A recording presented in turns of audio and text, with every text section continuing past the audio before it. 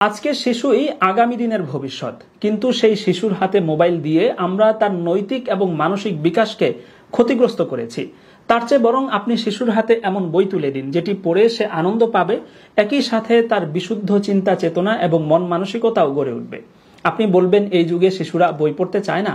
অবশ্যই পড়বে। যদি নাই পড়ে তাহলে এই দুটো বই এত অল্প সময়ে 10,000 কপি কিভাবে বিক্রি হয়েছে। শিশুরা বই পড়বে যদি সেই বই তার মনের মতো হয়, যদি বইটি আসলেই শিশু সুলভ হয়।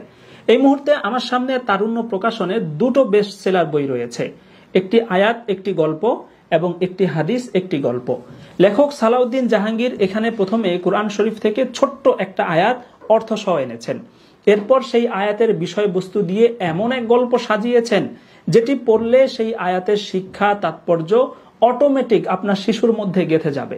শিশুদেরকে আকৃষ্ট করার জন্য এখানে গল্পগুলো তাদের উপযোগী করে তো সাজানো হয়েছেই, উপরন্তু প্রতিটি গল্পকে এমন অসাধারণ গ্রাফিক্স এবং চিত্রকর্ম দিয়ে সাজানো হয়েছে যে আপনার সন্তান এখান থেকে তার চোখই সরাতে পারবে না।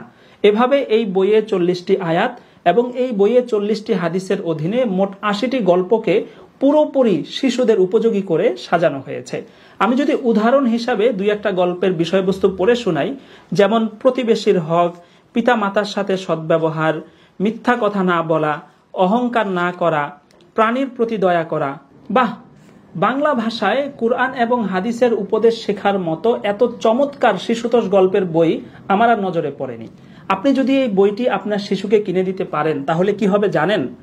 বাচ্চার মোবাইল আসক্তি দূর হবে, তার অবসর সময়টা অনেক সুন্দরভাবে কাটবে, তার বাংলা রিডিং বা উচ্চারণ বিশুদ্ধ হবে, তার মন মানসিকতা গড়ে উঠবে। তবে সেই মন মানসিকতা হবে বিশুদ্ধ, ইসলামী এবং নৈতিক। একই সাথে গল্পের আদলে অসংখ্য উপদেশমূলক আয়াত এবং হাদিস তার শেখা হয়ে যাবে।